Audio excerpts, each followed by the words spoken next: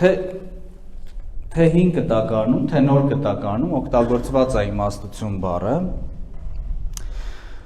Ու հին կտակարանում, երբ որ կարդում ենք իմաստություն բառի մասին, օգտագործված է խոխմա բառը։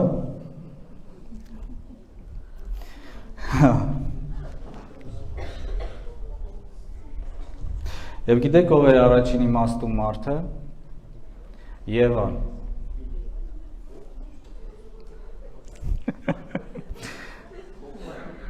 Հա։ Եվան փորձեց խոխմա անի, կարդում ենք Ծննդոց 3:6-ում,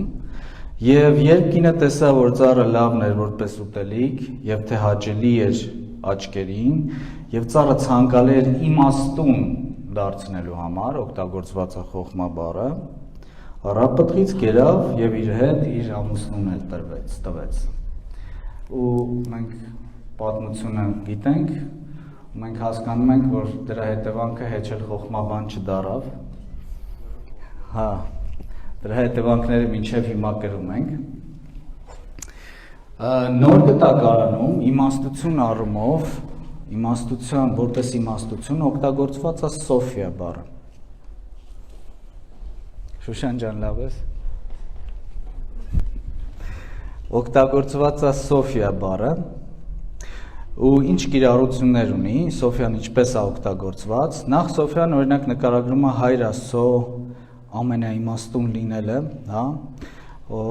Հռոմեացիս 11:33-ում ենք կարդում, օրինակ, ով Աստծո մեծության եւ իմաստության եւ գիտության խորությունը, ինչպես անքննելի են նրա դատաստանները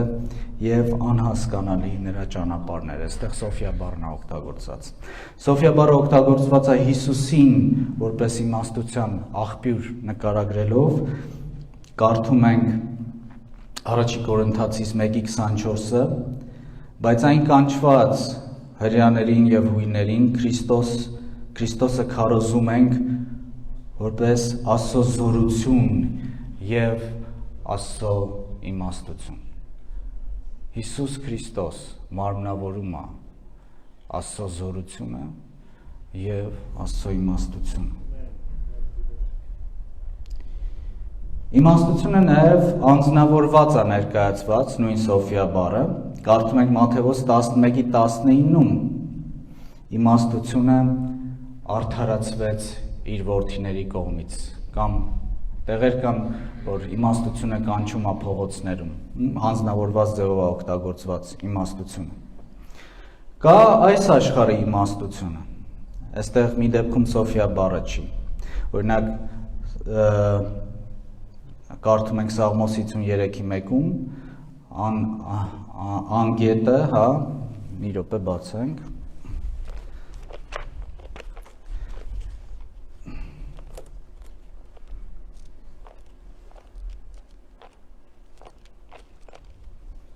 Սաղմոս 53:1-ը։ Անձգամ իր սրտում ասեց Աստված չկա։ Սա աշխարհիկ իմաստությունն է, որը ցավոք այսօր դրսևորվում է նաև աթեիզմի տեսքով։ Աշխարհիկ իմաստությունը դրսևորվում է նաև ցավոք մեղքը չզանազանելու տեսքով, հա։ Այսօր բոլոր տեղերում քարոզվում է նրա մասին, որ մարդը ազատ է ընտրելու ու անելու այն ինչ որ ցանկանում է։ Ու դրա մեջ իմաստություն կա։ Ու Հռոմեացիս 1:1-ում կարդում ենք, որ ողջ աշխարհը իր իմաստությամբ չճանաչեց Աստծուն, դրա համար էլ Աստված մատնեց մարդկանց անարգրքերի։ Տեսնում ենք մարդկային իմաստության դրսևորումը ինչ վատ իրականության է բերում։ Կա դիվային իմաստություն, ասա ժողովուրդ, ու այդտեղ էլ օգտագործված է Սոֆիա բառը, երկրորդ Տիմոթեոս կներեք, Հակոբոս 3:15-ում,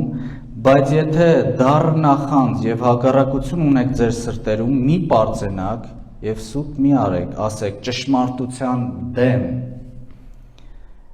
Այս իմաստությունը վերևից չէ իջած, այլ երկրավոր է, շնչավոր եւ դիվական։ Սոֆիան օգտագործված է նաեւ շատ գործնական, կիրառելի ձևով, ու մենք այսօր սրա վրա ենք կենտրոնանալու։ Երկրորդ Տիմոթեոս 3:7-ում գրած է. իմացիր, հա, Պողոսն է խոսում, իմացիր ինչ որ ասում եմ, Տերը քեզ իմաստություն տա ամեն բանի մեջ։ Կարևոր է իմաստություն ունենալ ամեն բանի մեջ։ Հակոբոս 3:17-ը կարդում ենք, բայց վերին իմաստությունը նախ եւ առաջ շատ գործնական, պրակտիկ երևացող է։ Չէ, երբ որ խոսում ենք վերին ինչ-որ բանի մասին, մենք ինչ-որ տենց անհասկանալի, ինչ-որ անհասանելի մարդու համար բաներ ենք պատկերացնում։ Մենք շատ ժամանակ հայտնության գիրքն ենք պատկերացնում, ինչ-որ մարդու մտքի համար անհասանելի տեսիլքներ ենք պատկերացնում,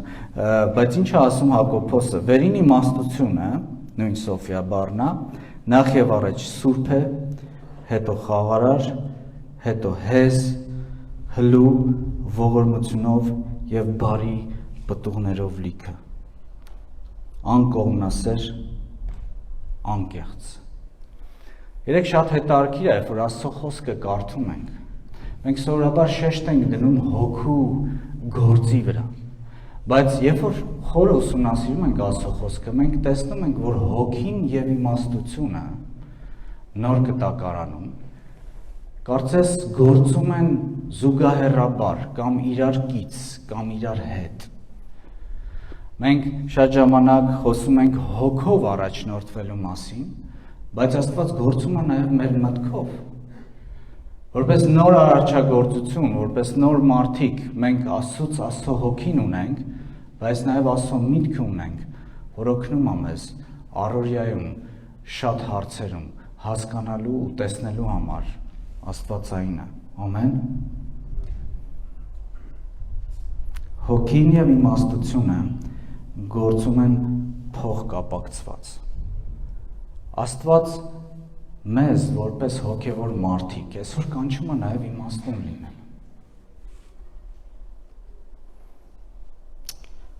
Առաջի Կորինթացիս 1:24-ում ենք կարդում, որ մենք Քրիստոսի միտքը ունենք։ Հատվածը, որը կարդալու ենք, հիմնական մեր հատվածը, ուրեմն բացրեք ինձ հետ Մատթեոս 7-րդ գլուխ, ինքը շատ հայտնի տեղ է, Լեռան քարոզի վերջը, հա, կարծես այն բան է, որ Հիսուսը արդեն ավարտում է Լեռան քարոզը, ու 7-ի ուրեմն 24-ը բացեք, Հիսուսը հետևյալ խոսքերն ասում. Արդ ամեն ոք, որ լսում է իմ այս խոսքերը ու դրանք կատարում, կնմանացնեմ մի իմաստուն մարդու, որ իր տունը կառուցեց ժայռի վրա։ Անձրևները եկան, գետեր հորդեցին, քամիները փչեցին, զարկեցին տանը, բայց այն չկործանվեց, որովհետև ժայռի վրա էր հաստատված։ Ամեն։ Ինչ է ասում առաջի բանը, որ բնութագրում է իմաստուն մարդուն, ով որ լսում է ու կատարում է։ Առաջի բանը, որի վրա Հիսուսը շեշտ է դնում, այդ լսել բառն է, ով լսում է եւ կատարում։ Առաջի շեշտը, որ այսօր դնելու ենք, այդ Տիրոջ խոսքը լսելն է։ Ու հայերենում էլ է գրված ներկա շարունակականով, ռուսերենում էլ է հնչում «Тот, кто слушает», ոչ թե ով ուղղակի կարդում է, ով մեկ անգամ լսել է, ով շարունակում է լսել։ Արդյոք ես ու դու այսօր շարունակում ենք լսել այն ինչ որ Տերը խոսում էր հազարամյակներ առաջ։ Թե ուղղակի վերաբերվում ենք այդ Լեռան քարոզի, ասենք, խոսքերին, որոնք ինձ համար շատ կարևոր են, որպես խոսքեր, որոնք մեզ ծանոթ են, որոնք մենք սիրում ենք, որոնք հաճելի է շատ կարդալը, թե լսում ենք, շարունակում ենք լսել։ Լսել Տիրոջ խոսքը պրակտիկ բաների մեջ, լսել թե ինչ է ասում Հիսուսը։ Աստված միայն փիլիսոփայության, գիտության, աստվածաբանության, ապոլոգետիկայի ու նման խորը բաների մեջ չի։ Լեռան քարոզը նման խորը բաների մասին չէր, լեռան քարոզը շատ պրակտիկ, հասկանալի, պարզ բաների մասին էր։ Հիսուսը բարդ վարդապետություն չէր խոսում լեռան քարոզի ժամանակ, խոսում էր հասարակ մարդկանց, խոսում էր իմաստության խոսքեր, այն խոսքերը, որոնք մեզ այսօր, երբ որ ականջ ուղղենք դեպի Տերը, դեպի Տիրոջ խոսքը կարող է իմաստուն դարձնել։ Հիշում եմ մի անձնավորության, ով հոգնել էր Աստծո խոսքը կարդալուց ու գիտեք ինչ էր ասում, ասում էր, երբ որ մենք հավաքվում ենք տանը, մենք ուրիշ ավելի ավելի կարևոր բաներ ենք քննարկում, ավելի խոր։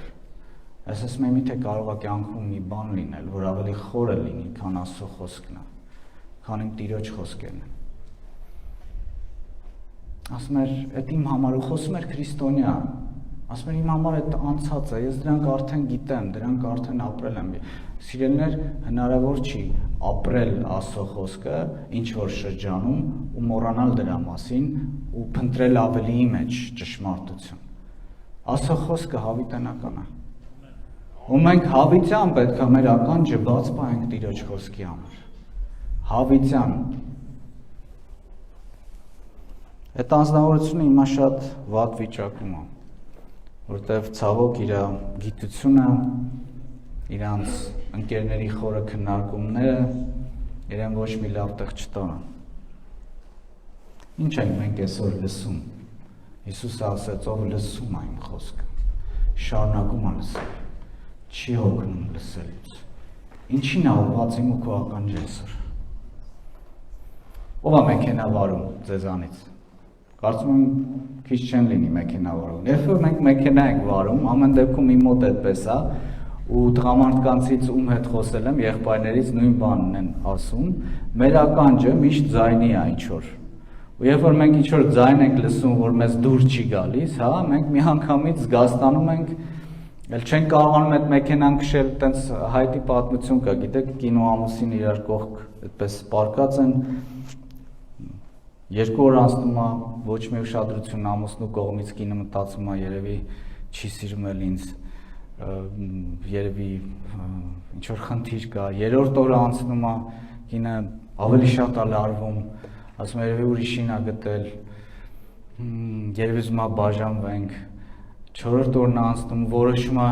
ի վերջո խոսալ ամուսնու հետ, հա, գնում է հարցնում է ինչ է եղել, ինչ խնդիր կա, ամուսինը շատ պարզ պատասխանում է, ասում է մոտոցիկլետը խոտ չի գնում։ Մենք տղամարդիկս շատ ուշադիր ենք, ոչ միայն կանանց, այլ նաև այդտենց փոքր հարցերին, հա, մեր ականջը միշտ ձայնի վրա է, որ հանկարծ մեքենայից ավելորդ ձայն չգա։ Ու գիտեք հարցը ինչու՞մ է, երբ որ մենք մեքենայի հանդեպ ենք այդպես ուշադիր, հա, խոսքը միայն տղամարդկանց մասին չի։ Կանայք էլ իրենց ոլորտներում բաներ կա, որտեղ ուշադիր են։ Ինչպես կարող ենք ուշադիր չլինել ու մեր ականջը բաց չպահել Տիրոջ խոսքի ու ճշմարտության համար։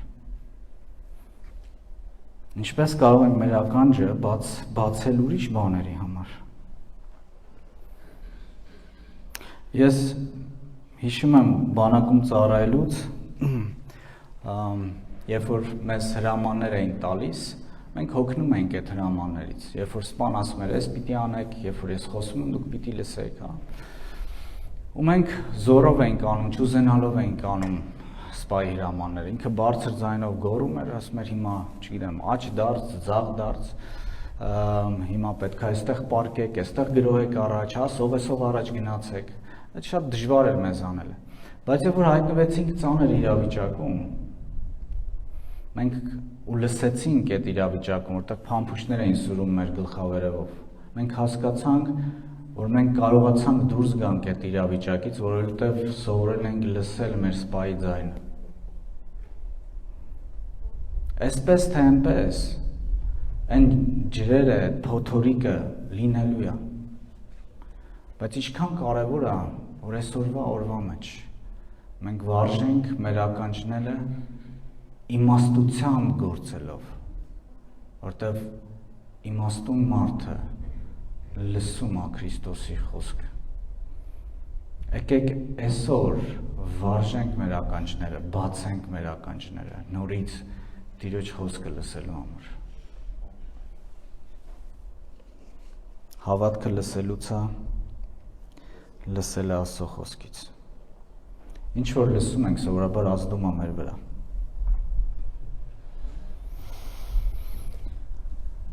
Ուշադիր եղեք,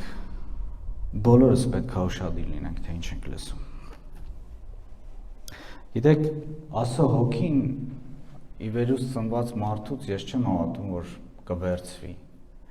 բայց մեր իմաստության պակասը հենց այդ այլ բաների ականջ դնելու, վնասը հասցնելու մեզ, երբ որ մենք դադարում ենք լսել այն ինչ որ Քրիստոս է խոսում, այդ իմաստության պակասը մեզ վնաս է հասցնելու, երբ որ տարբեր դեպքերի, իրականությունների, խնդիրների հետ առերեսվենք։ Դրա համար իմաստուն վարվելով պետք է լսենք։ Այսօր ինչին ենք ականջ դնում, ինչն է խոսում մեզ։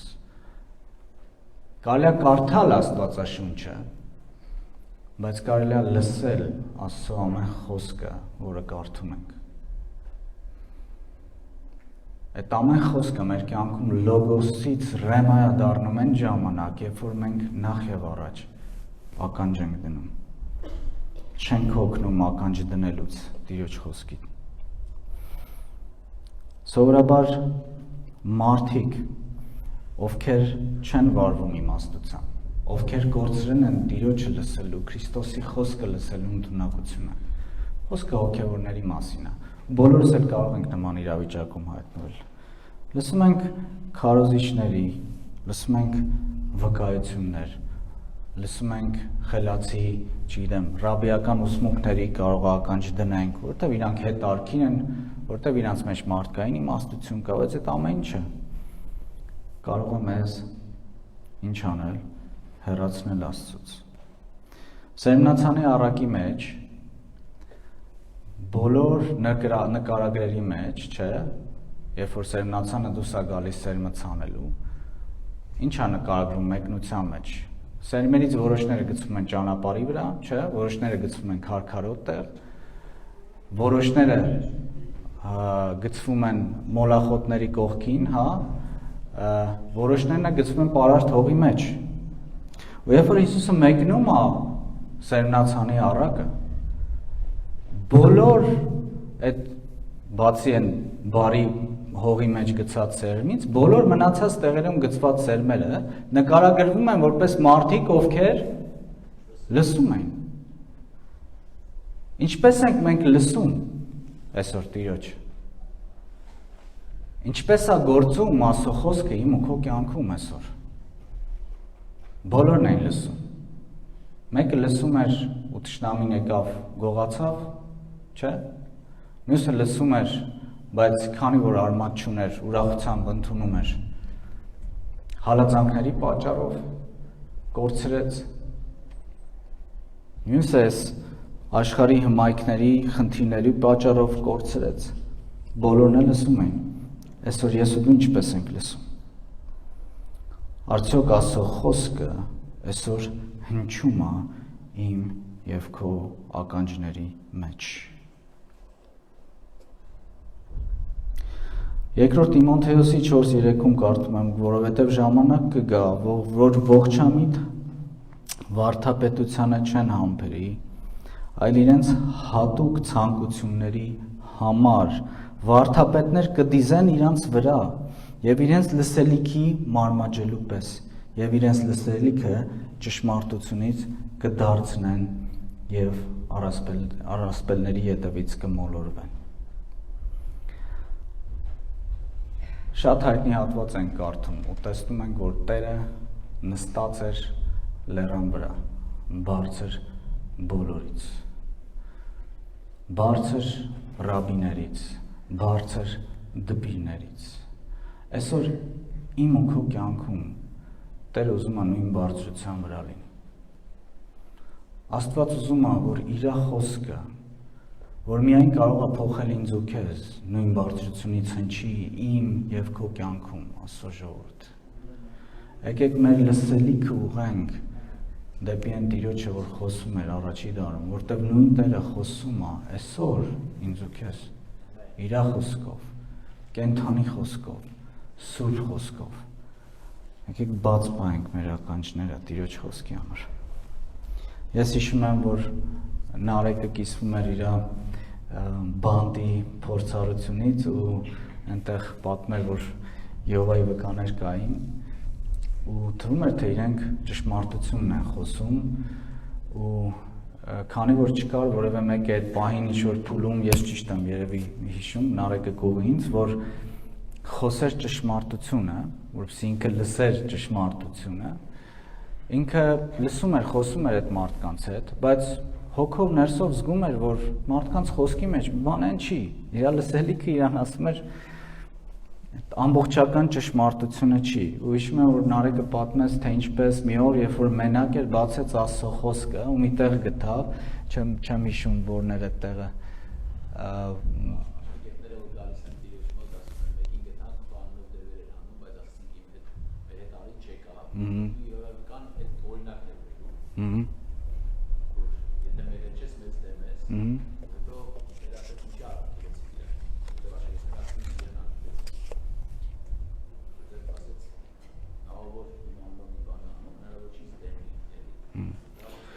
որտեղ այդ մարդիկ փորձում էին ապացուցել, որ Նարեկը եթե իրենց հետ չի, իրենց դեմ է, բայց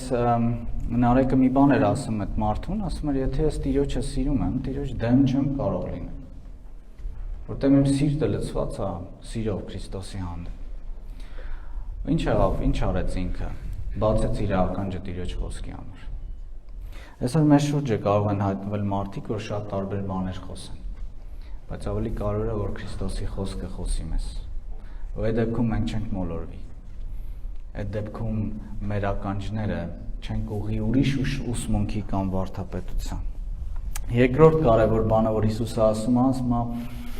ոչ միայն լսում է այդ իմաստուն մարդը, այդ իմաստուն մարդը նաև կատարում է Տիրոջ կամքը։ Ամեն։ Հայտնություն 1:3-ում կարդում ենք երանելի են այս մարգարեության խոսքերը, կարդացողը, լսողները եւ սրանում գրված է ինչ անող է, պահողները։ Ամեն։ Որտեղ ժամանակը մոտեցել է։ Հռոմեացիս 2:3-ում կարդում ենք, որովհետև ոչ թե օրենքը լսողներն են Աստծո առաջին արդար, այլ օրենքը կատարողները։ Ինչպես ենք մենք այսօր ապրում։ Մենք կարդում ենք Աստծո խոսքը, մենք սիրում ենք Աստծո խոսքը, բայց ինչքանով ենք կատարում Տիրոջ խոսքը։ Կատարում ոչ թե պարտադրաբար,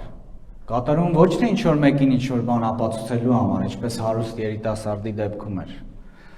Հա, մանկությունից սա արել եմ, սա պահում եմ, փակ Տիրոջը, արի իմ հետևից։ Միգուցե այդ երիտասարդը ինչ-որ մեկին ինչ-որ բան էր ապացուցելու։ Հրեաների մեջ շատ մարդիկ կային, որ պահում էին օրենքը, ինչքանով որ կարողանում էին։ Ամեն դեպքում մյուսներից լավ էին պահում, ինչպես գիտենք աղոթքի դեպքում, հիշում եք Փարիսեցու ու Մաքսահորի աղոթքը։ Ես սրա պես չեմ։ Աստված չի ուզում նման կատարողներ, Աստված չի փնտրում նման կատարողների։ Մենք անսխալական չենք, բայց մենք շարունակաբար պետք է փնտրենք Տիրոջ կամքը ու կատարենք դա սիրով։ Միայն խոսելով չի, նաև գործով է։ Ու ինչպես ասեցի սկզբում, այս հատվածը, որ հիմա նայում ենք, ճիշտ հաջորդում է լեռան քարոզին, այն ամեն ինչին, ինչի մասին Հիսուսը խոսում էր Մատթեոսի մեջ։ Որ ես ուզում եմ մի քանի բան կարդամ, ինչի մասին Հիսուսը խոսում էր։ Մի դատեք, որ չդատվեք։ Մենք շատ անգամ կարդում ենք այս հատվածը, բայց արդյոք այսպես ենք վերաբերվում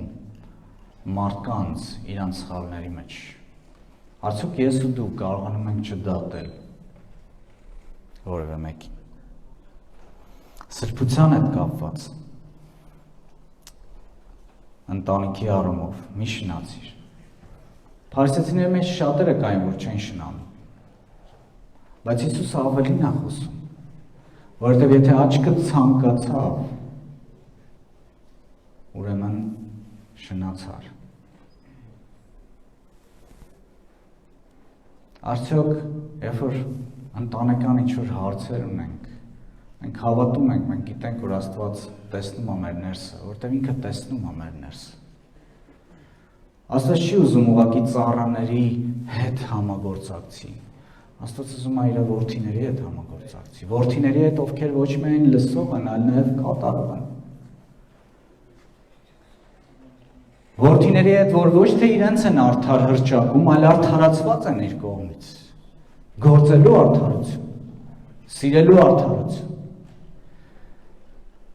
Այո, ես ու դու շատ բաներ կատարում ենք, բայց Աստված նախ եւ առաջ մեր ներսին է նայում, մեր անձին է նայում։ Ինչա կատարվում այնտեղ։ Արդյոք դու պատրաստ ես, որպեսզի այնտեղ փոփոխություն լինի։ Արդյոք դու աղոթում ես դրա համար։ Ու սա բոլորիս է վերաբերվում։ Հաջորդը իմ ամենասիրածներից մեկն է, չարին չարով մի պատասխանի։ Ինչքան դժվար է։ Բոլորիս համար։ Բոլորիս համար դժվար է։ Երբ որ մեր հանդեպ անարդարությամբ են վարվում։ Երբ որ մեզ ցավ են պատճառում, լինեն հարազատ մարդիկ, թե օտար մարդիկ, շատ հեշտ է ասել ես պահում եմ Տիրոջ խոսքը, հա, այդպես խոսալ, ճարտար ձևի, դրսևորել, երբ որ ամեն ինչ հանգիստ է քո ճիշտ քրիստոնեական վարքը։ Բայց մենք մարդիկ մեր հետ հայտնում են մի իրականության մեջ, որտեղ լիովին ուրիշ մարդ կարող են տեսնել, պատրաստ վրեժ լուծելու, պատրաստ հակահարված տալու, չարին չարով մի պատասխանի։ Քանի անգամ ենք կարդացել այս հատվածը, բայց ինչքանով է ինքը այսօր իրական մեր կյանքում։ Ինչ ես անում դու, երբ որ առերեսվում ես չարի հետ, երբ որ քո հետ անարդարացի են վարվում, կարողանում ես չարին չարով չպատասխանել, այլ բարով հաղթել չարին։ Սա շատ դժվար է, ասա ժողովուրդ, բայց իմաստուն մարդը այդպես է վարվում։ Գիտեք ինչ, եթե մարդը, որ եկեղեցում չի, մարդը, որ լիարժեք Տիրոջը չի հանդիպել, կարող է այդպես վարվի։ Մենք ավելի քան պարտավորված ենք, կանչված ենք նման ձև վարվել։ Ես նման մարդկանց հանդիպել եմ։ Մեկը իմ տղայի մարզիչն է։ Իր հանդեպ անընդհատ անարդարացի են վարվում։ Չեն գնահատում իր արածը, փսփսում են իր հետևից։ Ինքը հանդուրժում է, ոչ միայն հանդուրժում է այդ ամեն ինչը, այլ լուծում է ման գալիս։ Չի անում այնպես, ինչպես իր հետ են վարվում։ Անգամ մի բան լսեցի, որից շատ էի զարմացել, որտեղ այդ կոնֆլիկտի ժամանակ ես վերջերս որ տեղի ունեցավ, ես այնտեղ կանգնած էի, այդ մարզիչի կողքին, ու իր հանդեպ շատ վատ վարվեցի։ Ու ինքը մեղավոր չէր, այն ինչ որ ինքը բարձրաձայնում է շատ արդարացի էր, խաղային առումով։ Բայց գիտեք ինչ արել ինքը հետո։ Գնացել է ներողություն խնդրել դիմացինից, թեև սխալ չի եղել, որպեսզի հարաբերություն վերականգնի ու հարաբերություն չկորցնի։ Ոչ միայն լսում է, այլ կատարում է իմ խոսքը։ Աստված կանչում է մեզ ոչ միայն լսողներ լինելու, այլ կատարողներ լինելու։ Մենք շատ խորը, մեծ, ծածուկ, հոգևոր ճակերտների մեջ, բաների մեջ ենք փնտրում Տիրոջ։ Աստծո իմաստությունը շատ պարզ բաների մեջ է, այս կյանքի մեջ է, այս կենցաղի մեջ է, հարաբերությունների մեջ է։ Այո, մենք հոգևոր մարդիկ ենք, բայց Աստծո իմաստությունը գործում է հոգու հետ մեկտեղ, հոգուն կից, այն իմաստությունը, որ վերևից է հոգով է, այո, բայց շատ կիրառական է, շատ երևացող է, մարդկային հարաբերությունների մնացած բոլոր հարցերի առումով։ Սիրեցեք ձեր թշնամիներին։ Օ, ինչ հեշտ է հնչում։ Սիրեցեք ձեր թշնամիներին։ Քանիսն ենք մեզնից, որ կարողանում ենք սիրել մեր թշնամիներին։ Այս հարցին պետք չի պատասխանել։ Որտեղ եթե ասեմ քանիստ եք, որ թշնամի ունեք, կարծում եմ բոլորդ էլ ձեր կբարձրացնեք կամ մեծ մասը, որտեղ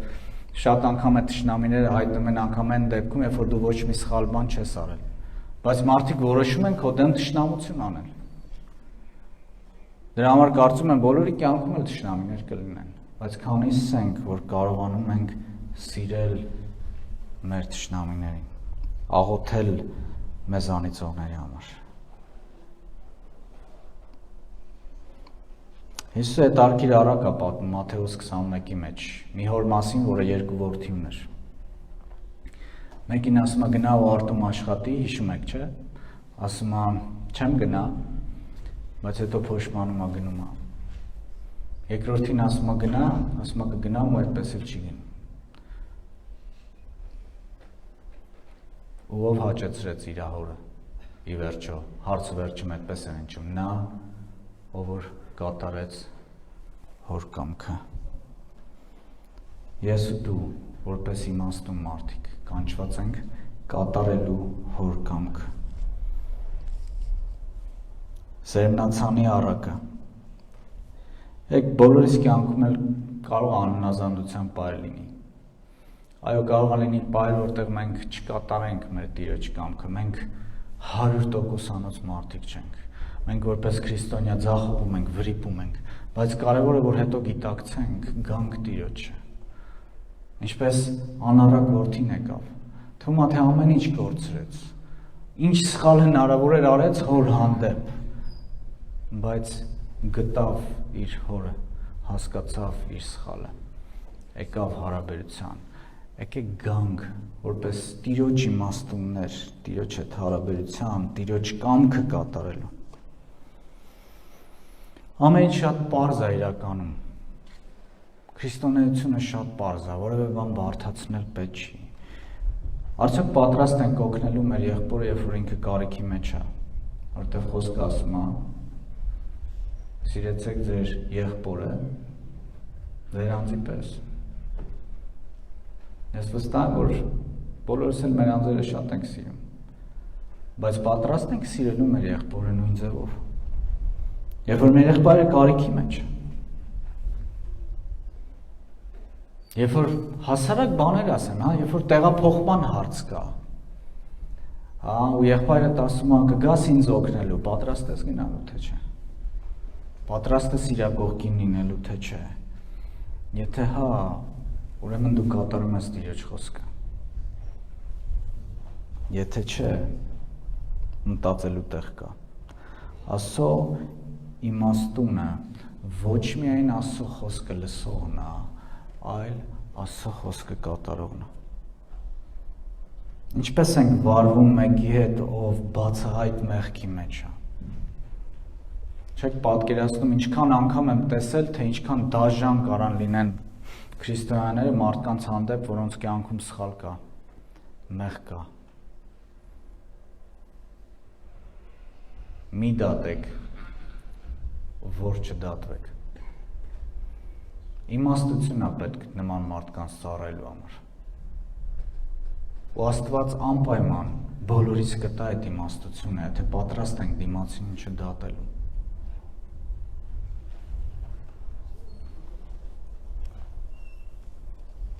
Ընտանիքի մեջ։ Այսօր ուզում եմ անպայման անդրադառնալ նաև ընտանիքի հարցին։ Որտեվ ինչ է գրված ընտանիքի համար, այրը կհարի իր կնոջը ու մեկ կլինեն, չէ, ու այդ մեկ բառը գիտեք ինչ բառ է, նենց մեկ կլինեն, այնպես պինդ իրար կպած, կարծես համաձուլվածքի պես, որ այդ համաձուլվածքի մեջ ոչ մի բան չի կարող մտնել։ Այդ մեկության մեջ անձ լինի, մարդ լինի, հոգևոր էակ, ինչ որ ցանկացած խնդիր, հարց չի կարող լինի։ Աստված այդպես է տեսնում այր եւ կնոջ կին հարաբերությունը, մեկությունը, այդ մեկը լինելը Աստված այդպես է տեսնում։ Իմ ու կնոջս հարաբերությունների մեջ ոչ մեկ չի կարող լինի։ Մենք այնքան իրար կից, այնքան իրար կպած պիտի լինենք։ Հիսուս ասաց, այն ինչ որ Աստված միավորեց, թող մարդը չբաժանվի։ Մարդը չբաժանի։ Ինչքան կարևոր է, երբ որ դու պահում ես դա։ Այսօր ընտանիքների մեծ մասը ցավոք հիմնված է զգացմունքների վրա, Աստծո ժողովուրդ։ Բայց զգացմունքը ընտանիքի հիմքը չի կարող լինել։ Որտեւ զգացմունքը մի պահ կա, մի պահ ավելանում, մի պահ նվազում է, քո ուխտն է կարևոր քո կնոջ կամ քո ամուսնու հետ։ Քո որոշումը այն, որ Աստծո առաջ ասում ես, դու իմն ես ու ես քոնը։ Եթե այդ ուխտը տիրական է, այնտեղ արանքում ոչ մի բան չի կարող լինի, որ բաժանի քեզ քո ամուսնուց կամ քեզ քո կնոջից։ Մենք իրար էլ չենք հասկանում։ Մենք շատ տարբեր ենք իրարից։ Ինչքան եմ լսել դա։ Ինչքան է այսօր սոցիալական ցանցը ցավոք ներթափանցում ամուսինների հարաբերությունների մեջ։ Սոցցանցերում շատ լավ բաներ է կալ, ընդունում ենք, հասկանում ենք, բոլորս էլ։ Բայց ում հետ ես դու շփվում, երբ որ կինդ քնած է, երբ որ ամուսինդ քնած է, ում ես ավելի շատ ժամանակ տրամադրում, քան քո կնոջը, քան քո ամուսնուն։ Արդյոք պահում ես այն մեկությունը, որ Աստված պահանջում է։ Աստված տեսնում է ընտանիքի մեջ։ Խոսում էի մի ընտանիքի հետ, կին ու ամուսին, ու անընդհատ բողոքում էին, ասում են իմ հանդեպ էսպես է վարվել, ես էլ էսպես եմ անել։ Կինը նույն բաներ ասում, ամուսինը նույն բաներ ասում։ Ասում եմ հասկանում եմ, արդարացի է, որտեղ ձեզ ցավեցրել են, քեզ ցավեցրել են, դու էլ ես ուզում ցավեցնես։ Ասում եմ հասկանում եմ, մարդկային մասով։ Բայց չեմ հասկանում, որտեղ է ձեր հարաբերությունների մեջ Աստված։ Որտեղ եթե պիտի վարվենք հին ուխտի համեմատ, հա, աչքի տեղ աչ, գատամի տեղ ատամ, որտեղ է Աստված։ Որտեղ է Քրիստոս։ Որտեղ է Քրիստոսի խոսքը, որտեղ է Քրիստոսի հանդեպ սերը ձեր կյանքում։ Այո, ամուսինը սխալ է վարվել, կինը սխալ է վարվել, քեզ ցավեցրել է, քո հանդեպ արդարացի չի եղել։ Բայց որտեղ է Աստված։ Չարով չարի մի պատասխանի, այլ բարով հաղթի չարի։ Գիտեք, շատ բաներ անելը հեշտ է։ Շատ բաների մասին խոսելը հեշտ է, շատ բաներով լցվելը հեշտ է։ Բայց դժվար է կիրառելը։ Անգամ ամենահասարակ բաները, որ Տերը մեզանից պահանջում։ Իմ տղան ֆուտբոլիստ է, ես հպարտ եմ իրանով, երկուսով էլ։ Ու ինքը շատ բաներ գիտի, Դանիելը շատ բաներ գիտի, շատ բաներ հասկանում է, տակտիկական առումով, անգամ մարզիչը ասում է այնպիսի տպավորություն, որ Դանիելը կարող է գա իմ տեղը աշխատի։ Բայց երբ որ Դանիելը հայտնվում է դաշտում, այդ իմացածի շատ փոքր մասն է կիրառում։ Կապ չունի մենք ինչքան բան գիտենք, կարևորը ինչքան բան ենք կիրառում, Աստծո խոսքը շատ կիրառական է, կենթանի է, ու երբ որ կիրառում ենք, այն բաները, որոնց մասին Տերը խոսում է Մատթեոսի ավետանում ու ողջ Աստվածաշնչի մեջ առաքյալները, այդ ժամանակը, որ մենք Աստծո իմաստուններն ենք։ Բոլորս կառուցում ենք, սա երրորդն է։ Ու Հիսուս իմաստուն մարդու մասին խոսում է որպես կառուցողի։ Ինչա խոսում ես հատվածում, հա? Կառուցելու հետ կապված։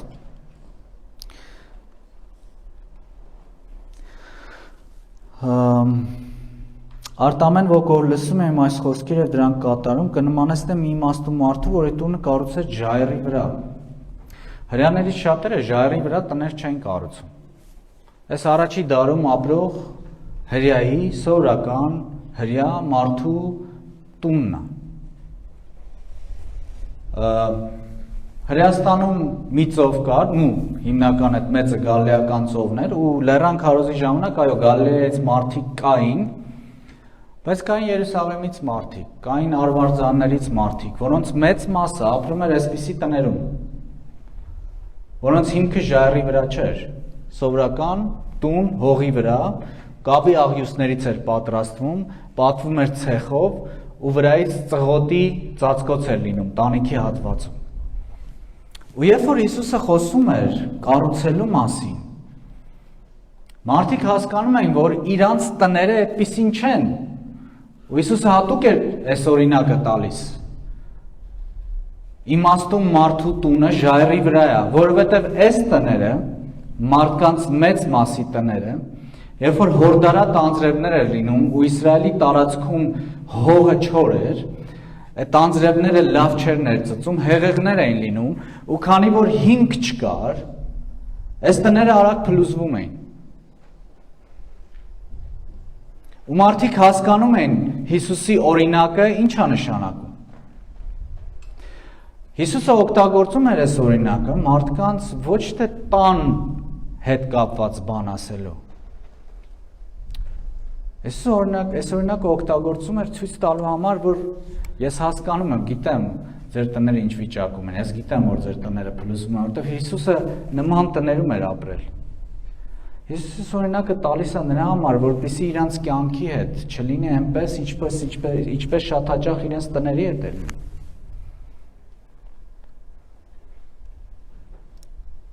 Իմաստուն մարդը իր տունը կառուցում է ժայռի վրա։ Հիսուս ուզում էր, կարծես ասում էր այս մարդկանց, թույլ մի տվեք, որ ձեր կյանքը քանդվի այնպես, ինչպես ձեր տունն է քանդվում։ Հիմնվեք իմ վրա, հիմնվեք իմ խոսքի վրա։ Բոլորը կառուցում ենք։ Բոլորս կառուցում ենք։ Բայց եկեք կառուցենք Տիրոջ հիմքի վրա։ Արդյոք իմ ու քո կառուցած այսօր հիմք ունի։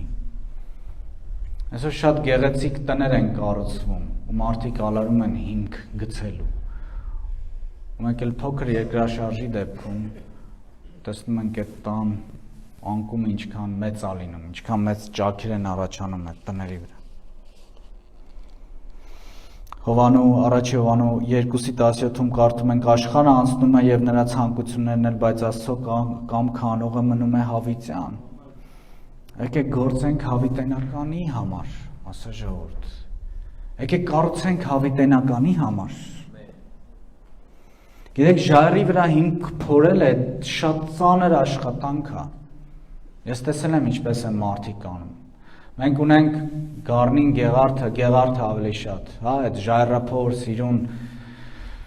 կրոնական այդ տեղերը, հա, այդ ուխտավայրերը։ Մենք գնում ենք, նայում ենք, բայց պատկերացնելն անգամ դժվար է, թե ինչպես են մարդիկ ժայռի մեջ փորել այդքան։ Ոչ բոլորն են պատրաստ փորելու ժայռի մեջ։ Այսօր այս աշխարհում կառուցելու համար Տիրոջ խոսքի համեմատ, Տիրոջ հիմքի վրա, ասա ժողովուրդ, շատ դժվար է, հեշտ չի։ Մի հատնի ֆիլմ կա, որտեղ Ալ Պաչինոն է խաղում կույրայինքը, երբ որ գալիս է տղային պաշտպանելու վերջում, ում պետք է հեռացնեին համալսարանից, գիտեք ինչ է ասում, ասում է հանգիստ թողեք այս տղային։ Ես ամբողջ իմ կյանքում իմացել եմ ճիշտ ճանապարհը, բայց երբեք չեմ գնացել այդ ճանապարհով, որովհետև դժվար է եղել։ Իսկ այս տղան այս տարիքում որոշել է կանգնել այդ ճանապարհի մեջ ու չշեղվել այդ ճանապարհից։ Դժվար է մեզ այսօր, որպես Աստծո զավակ, ճշտի վրա կանգնելը։ Դժվար է այդ ժայռի վրա հիմք փորելը։ Դժվար է Տիրոջից կառչած մնալը։ Երբ որ շատ բաներ մեր կյանքում այդ ճիշտ ինչպես Հիսուսն է նկարագրում, վտանգներ շատ, հարցեր շատ, այդ հեղեղների պես գալիս են ու Հիսուսը ասում է, որ գալու են։ Այս գիտեք ինչ, եթե այսօր չկարողանանք դիմադրել ժայռի վրա փորելու հետևանքով այդ հեղեղներին, վաղը չեն կարողանալու դիմադրել կրակին։ Այն կրակը, որը մի օր բոլորի շինվածքը փորձելու է։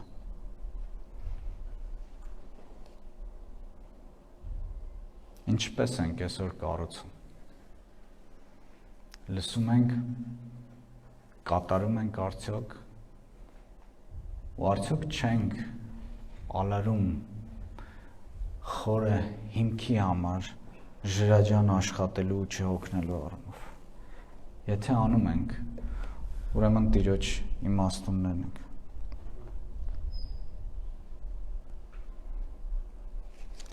Ես ուզում եմ կնոջ օրինակով սկսեցի, ուզում եմ կնոջ օրինակով էլ ավարտել։ Սկսեցինք Եվայի օրինակով, ուզում եմ պատմություն պատմել։ Մի կին մի մարգարիտ ա գտնում։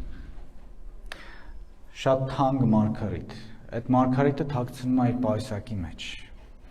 Ճանապարհին հանդիպում է մի անցորդի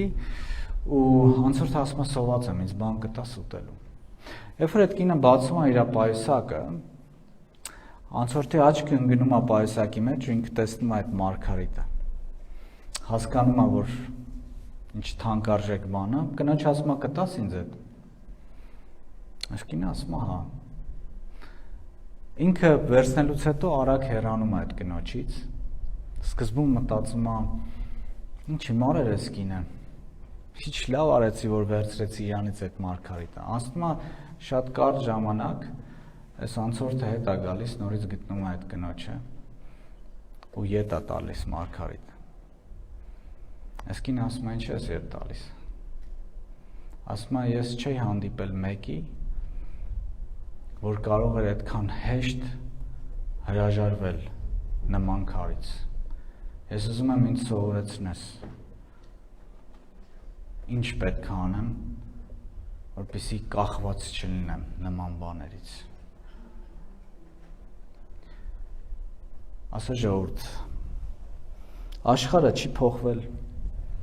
աշխարհը չի փոխվելու։ Ձեր հանդեպ, իմ հանդեպ անարդարացի վարվել են, շարունակելու են վարվել, հալածել են, շարունակելու են հալածել։ Այսօր դժվար է, վաղը ավելի դժվար է լինելու։ Ինձ քաղաքական ես հարցերի հետ կապված մեկը այդ փորով, թզբեխով մարդկանցից հարցրեց, դու կողմից ես իշխանության, թե ընդդիմության, ասեցի ոչ սրանց, ոչ նրանց։ Կարճ մտածեց, ասեց երևի ճիշտն էլ դու ես անում։ Ասեց երևի ճիշտն էլ դու ես անում։ Աստծո խոսքը միշտ կիրառելի է։ Աստծո խոսքը, Քրիստոսի խոսքը միշտ փոփոխություն է բերելու իմ ու քո կյանքում։ Աստծո խոսքը մեր ականջը միշտ Աստծո խոսքի կարիքն է ունենալու։ Որպես Աստծո իմաստուններ, եկեք այսօր գանք Տիրոջ առաջ, բացենք մեր ականջը Տիրոջ խոսքի համար։ Եկեք գանք Տիրոջ առաջ, որպես Աստծո իմաստուններ, որոշումով, որ կատարելու ենք Տիրոջ կամքը, անկախ նրանից, թե ինչ է կատարվում, ինչի հետ ենք առերեսվում, ինչքանով է ինքը դժվար, անկախ ամեն ինչից եկեք որոշենք, որ կանգնելու ենք Հիսուս ժայռի վրա ու մեր հիմքը հաստատված է լինելու Տիրոջ անձի, Տիրոջ խոսքի վրա։ Աստծո խոսքը կենդանի է, Աստծո խոսքը վերափոխող է։